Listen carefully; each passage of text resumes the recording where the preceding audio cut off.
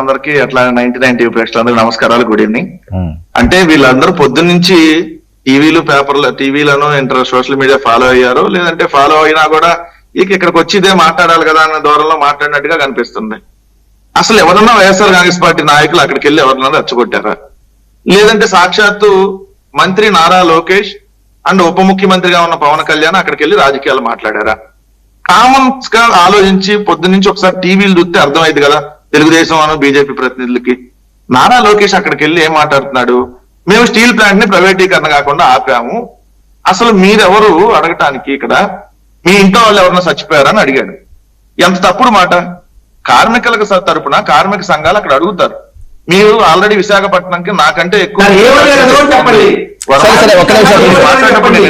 నాగార్జున గారు ఎవ్వరూ దయచేసి ఇంటరప్ట్ చేయొద్దు. మీకు అవకాశం నేను ఇస్తాను. క్రాస్ టాక్ అస్సలు చేయొద్దు. క్రాస్ టాక్ చేస్తే ఎవరినైనా మూట్లో వీడేస్తాను. అక్కడ అది కూడా మాట్లాడతా. అది ఎంత కషాయుడెవడో, గొర్రెలెవడో, ఎంత కొవ్వెక్కి ఎవడెవడో మాట్లాడుతున్నాడు, దాని మీద కూడా మాట్లాడతా.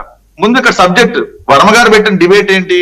ఇప్పుడు 99 టీవీలో అసలు ఈ స్టీల్ ప్లాంట్ కి సంబంధించి జరిగినటువంటి ఇన్సిడెంట్ కారణం ఏంటి, అక్కడికి వెళ్ళి నాయకులు ఏం మాట్లాడారు, దీని మీద కదా మనం మాట్లాడాల్సింది. దీని మీద మీరు మాట్లాడకుండా ఏదేదో మాట్లాడితే రాజకీయాలు ఎవరు సార్ మాట్లాడింది పొద్దున్న నుంచి? అక్కడికి వెళ్ళి లోకేష్ వీళ్ళకి అలవాటు. ఎందుకంటే చంద్రబాబు నాయుడు గారు కూడా అంతకుముందు గోదావరి పుష్కరాల్లో 29 మంది చనిపోతే ఏం జగన్నాథ రథచక్రాల్లో చనిపోలేదా, ఏం రైలు ప్రమాదాల్లో చనిపోవట్లేదా అని చెప్పి ఇట్లానే నిన్ను ఉన్మాదంగా మాట్లాడారు. ఈ రోజు నారా లోకేష్ వెళ్ళి ఏం మాట్లాడతాడు? 8 మందే కదా చనిపోయింది, తక్కువ మందే కదా, ఎక్కువ మంది లేరు అక్కడ, 8 మందే చనిపోయారు, రెండోది మీ ఇంట్లో వాళ్ళు ఎవరైనా చనిపోయారని అడుగుతున్నాడు. అంటే అంత అధికారం మదవెక్కి మాట్లాడటం కాకుండా ఏంటిది? రెండోది అసలు ఈ ప్రమాదానికి కారణం ఏంటి? మనకు ఇప్పుడు వస్తున్నటువంటి వార్తలు, నేను ఇప్పుడు మా సాక్షి పేపర్ లో రాశారంటారు, అందుకంటే నేనేమంటున్నా అంటే తెలుగుదేశం పత్రికలో రాసిందే తీసుకుందాం. వర్మ గారు ఈనాడు అండ్ ఆంధ్రజ్యోతి తెలుగుదేశం పార్టీకి కరపత్రికలు, చంద్రబాబు నాయుడు కోసం నడి రోడ్డు మీద నగ్నంగా దేనికైనా దిగదారే పత్రికలు కదా, వాళ్ళు రాసిన దాంట్లో తీసుకున్నాం.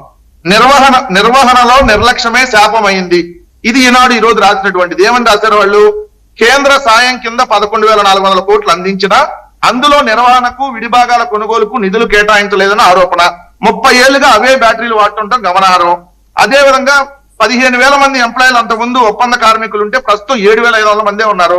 కొన్ని నెలల క్రితం నిష్ణాతులైన, మళ్ళీ వినండి సార్, నిష్ణాతులైన అంటే బాగా అనుభవం కలిగిన 6,000 మంది కార్మికులు తొలగించారు. సో ఇప్పుడు 2,000 మంది విఆర్ఎస్ పేరుతో తొలగించారు. 20 మంది ఉండే చోట కాస్టింగ్ మిషన్ వద్ద గతంలో 20 మంది నిపుణులు పనిచేసేవాళ్ళు, ఇప్పుడు ఆ సంఖ్య 12 నుంచి 13కి తగ్గిపోయింది. ఇది ఈనాడు రాసింది. ఆంధ్రజ్యోతి కొంత నిర్వహణ బాధ్యత ప్రైవేట్ ఏజెన్సీలకు ఇచ్చారు, అనుభవం లేని సిబ్బందితో ప్రమాదాలు జరిగింది. అంటే దీనికి కారణం ఎవరు? స్టీల్ ప్లాంట్ యాజమాన్యం, కేంద్ర రాష్ట్ర ప్రభుత్వాలు అనేది క్లియర్ గా అర్థం కావట్లేదా?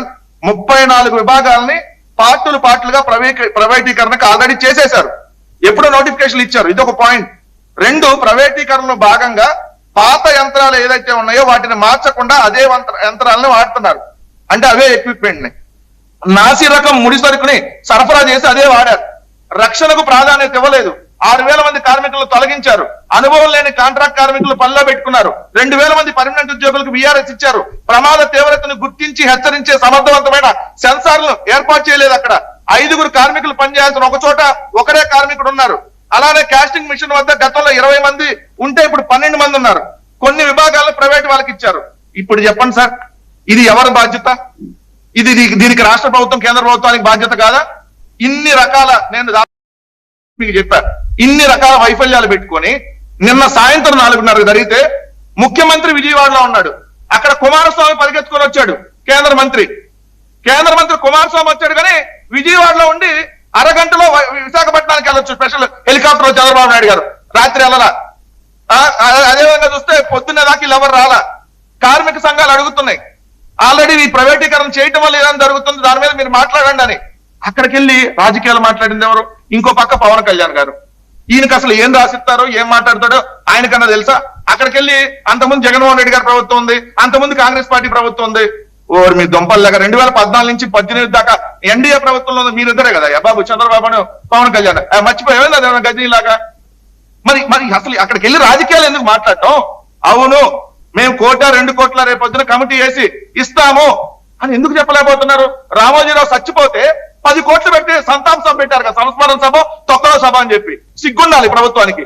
ఏమైనా కార్మికులు పోతే నష్టపరిహారం అడుగుతుంటే రాజకీయాలు మాట్లాడతారా? రామోజీరావు మీకు ఎక్కువయ్యాడు, విశాఖపట్నంలో స్టీల్ ప్లాంట్ కార్మికులు మీకు ఎక్కువ కాల. ఇదే నారా లోకేష్ అధికార మదంతో ఎస్ నా ఇష్టమయ్యా 99 పైసలకి ఎవరికి కావాలంటే ఎంత కావాలంటే అంత ఇస్తా, నా ఇష్టం అన్నాడు. ఎవడే నీ ఇష్టం? నువ్వే మంత్రి అసలు, నీకేం సంబంధం?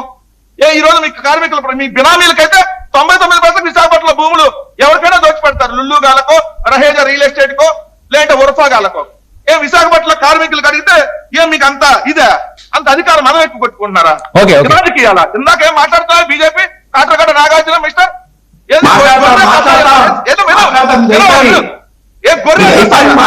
అంటే నీకు డిఎస్సీ గొర్రెలు టీచర్ పోస్టుల కోసం ఎవరైతే టీచర్ ఉద్యోగాల కోసం ఏదైతే కష్టపడి పరీక్ష రాసినటువంటి వాళ్ళు నీకు గొర్రెలు. మాజీ ముఖ్యమంత్రి నీకు కసాయాడు. నీకు నువ్వు 2 సంవత్సరాలుగా పార్టీ మారి నువ్వు ఆడికి వెళ్తే వాడు అవతలాడల్లా కసాయాడే. మిగిలిన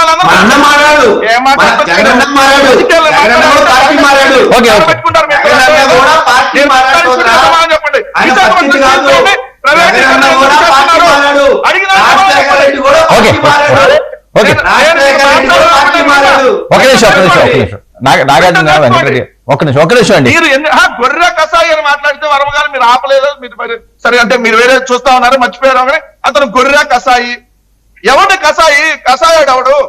ఈ రోజు ముఖ్యమంత్రి కసాయాడు, ఉప ముఖ్యమంత్రి కసాయాడు నేను కూడా మాట్లాడితే తలకాయ తీసుకెళ్ళి ఆడబెట్టుకుంటారు మీరు. పద్ధతిగా మీరు మాట్లాడటం నేర్చుకుంటే నేను అడిగిన పాయింట్స్ ఇవన్నీ నిర్లక్ష్యానికి కారణం కాదా? ఇదే విశాఖపట్నం స్టీల్ ప్లాంట్ లో 2 నెలల్లో 27 ప్రమాదాలు జరిగినాయి. ఏ గుడ్డి గంటకు పళ్ళు తవ్వుతున్నారు మీరు కూర్చొని? మీకు సంబంధం లేదా? సంబంధం అయితే మీరు ఎందుకు వెళ్ళారు వాళ్ళు అక్కడికి? సో ఇవన్నీ సమాధానం చెప్పాలి కదా. ఎక్కడికి వెళ్ళి పవన్ కళ్యాణ్ మాట్లాడతాడు వైఎస్ఆర్సీపీ అంటే ప్రైవేటీకరణ చేయడానికి వెళ్ళింది. కనీసం కొద్దిగా దిమాగ్ ఉందా అర్థం కాదు. అది రాష్ట్ర ప్రభుత్వం సంస్థ వైఎస్ఆర్సీపీ ప్రైవేటీకరణ చేయడానికి. వెంకటరెడ్డి ఒక్క నిమిషం అండి. సింగళూరు వెంకటేష్ గారు